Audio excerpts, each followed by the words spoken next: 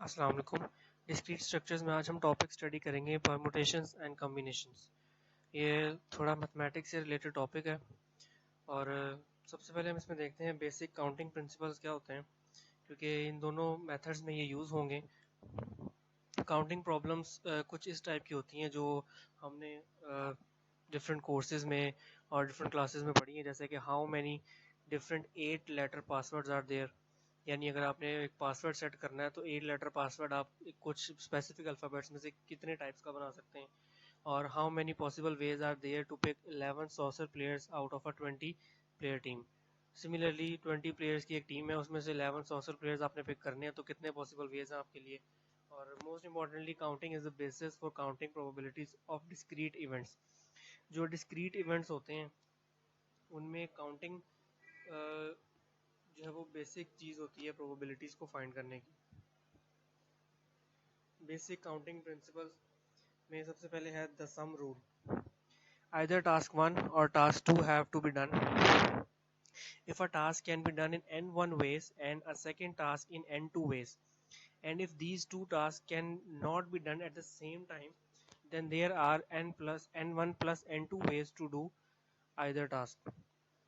Sum rule हमें ये कहता है कि अगर आपके पास एक टास्क को पूरा करने के n1 मेथड्स हैं और n2 एक अलग टास्क है उसको पूरा करने के n2 वेज हैं, तो ये दोनों टास्क अगर सेम टाइम पे नहीं किए जा सकते तो आपके पास n1 प्लस n2 वेज होंगे किसी भी एक टास्क को पूरा करने के। For example, the department will award a free computer to either a CS student or a CS professor.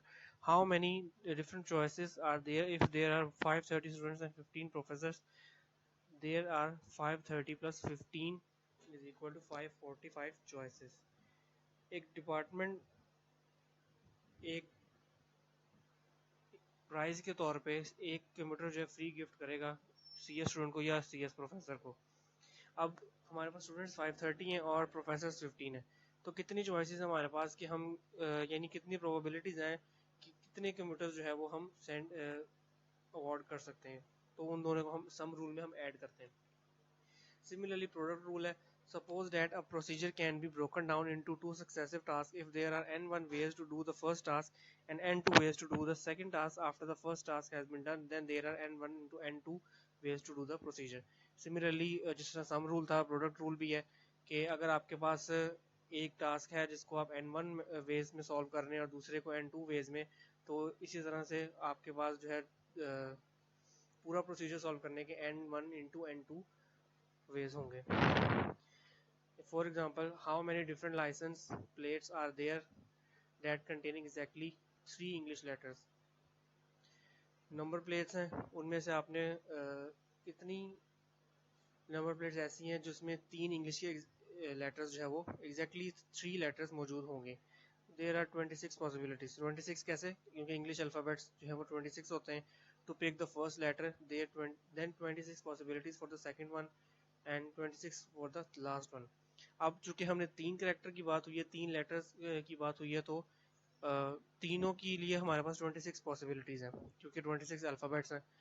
यानी हम तीनों अल्फ़ाबेट्स 26 अल्फ़ाबेट्स में से कोई भी एक सिलेक्ट कर सकते हैं। तो हम तीनों को 26 into 26 into 26 is equal to 17576 different license plates. अब हम आते हैं एक्चुअल टॉपिक पे, permutations. An ordered arrangement of objects is called a permutation. Objects का एक ऑर्डर्ड अरेंजमेंट किसी भी फॉर्म में ऑर्डर हो उसे हम परमुटेशन कहते हैं। Hence a permutation of n distinct elements is an ordering of these n elements. तो n हमारे पास n मुख्तलिफ एलिमेंट्स हों अगर, तो उनका जो ऑर्डरिंग है वो n एलिमेंट्स की हम परमुटेशन के जरिए कर सकते हैं। P of n r denotes the number of permutations of r distinct objects chosen from n distinct। इसको हम P से डिनोट करते हैं और ये n और r यहाँ पर हमारे पास क्या r बेसिकली इसको हम रीड करेंगे number of permutations of r distinct objects chosen from n distinct objects.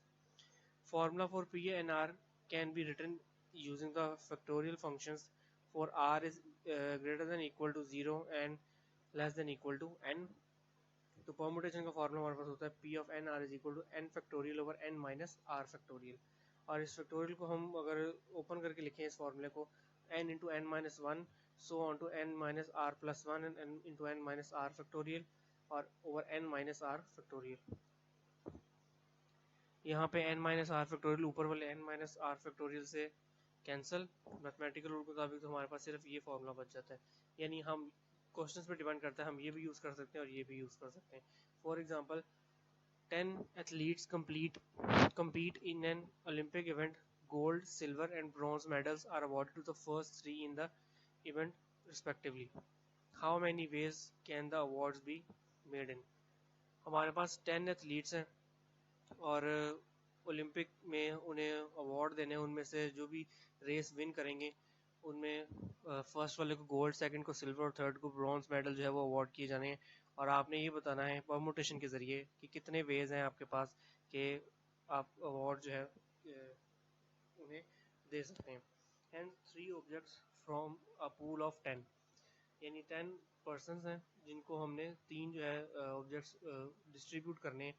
तो P ऑफ 10 3, यानी n की वैल्यू यहाँ पे टोटल 10 है और उसमें से जो हमने डिस्ट्रीब्यूट करने वो 3 है। तो हम n factorial over n minus r factorial वाला फार्मूला यहाँ पे यूज करेंगे।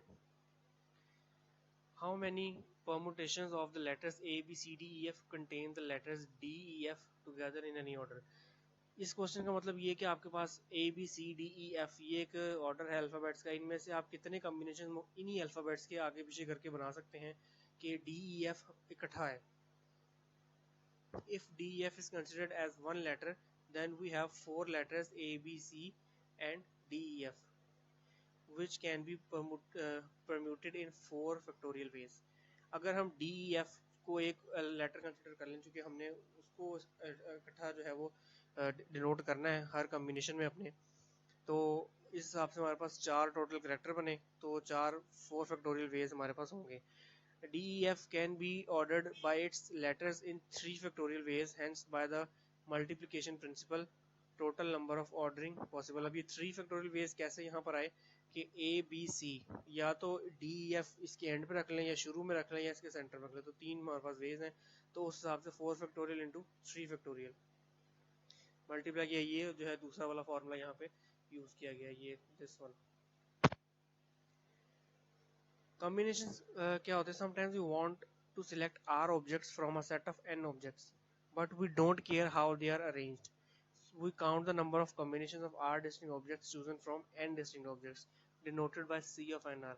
यहाँ पर जिस तरह permutation में एक order होता था, यहाँ पे order matter नहीं करता combination में, हम सिर्फ counting करते हैं। For each combination there are R factorial ways of ordering those R chosen objects। thus इसका formula हुआ CNR is equal to P of NI, यानी permutation of NR divided by R factorial। इसको अगर आप open करेंगे P of NR का formula n factorial over n minus r factorial, उसमें put कर दें और हमारे पास ये जो है वो फ्रैक्शन बन जाती है। For example, how many ways can we select a committee of 3 from 10?